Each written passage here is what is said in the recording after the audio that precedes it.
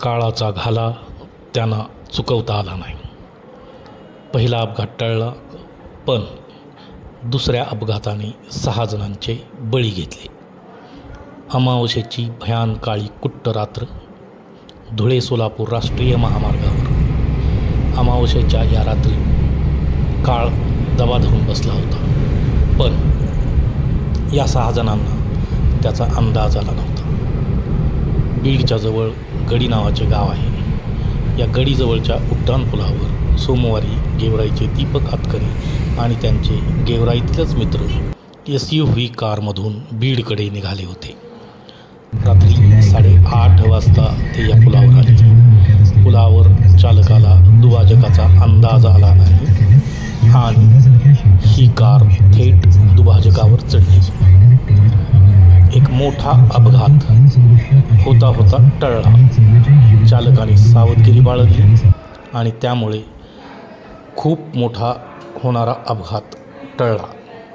सगळ्यांनी सुटकेचा निश्वास सोडला. सगळेजण गाडीतून खाली उतरले आणि दुभाजकावर चढलेली कार काढण्याचा प्रयत्न करू लागले. यात खूप वेळ जात होता. गाडी चांगलीच फसली होती. रात्रीचे 11 वाजत आले होते, पण तरीही त्यांची गाडी काढण्याचे प्रयत्न सुरूच होते. काळा कुट्ट अंधार, त्यामुळे गाडी काढण्यामध्ये व्यत्यय येत होता.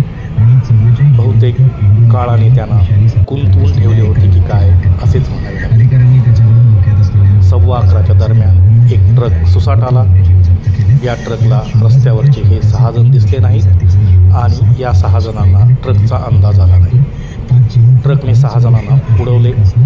6ही जण रस्त्यावर फेकले गेले आणि त्यांचा जागीच मृत्यू झाला. हा अपघात इतका भीषण होता की बघणाऱ्यांच्या काळजाचा थरकाप व्हावा.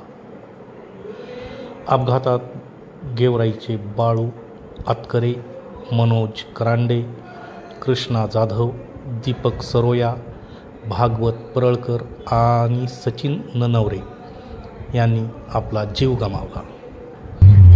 लोक म्हणतात अमावस्येची रात्र होती, काळाने घाला घातला.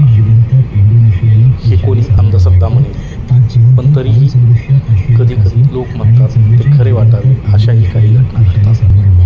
आता हा पूल तांत्रिकदृष्ट्या चुकीचा बांधला गेल्याची चर्चाही सुरू झाली आहे.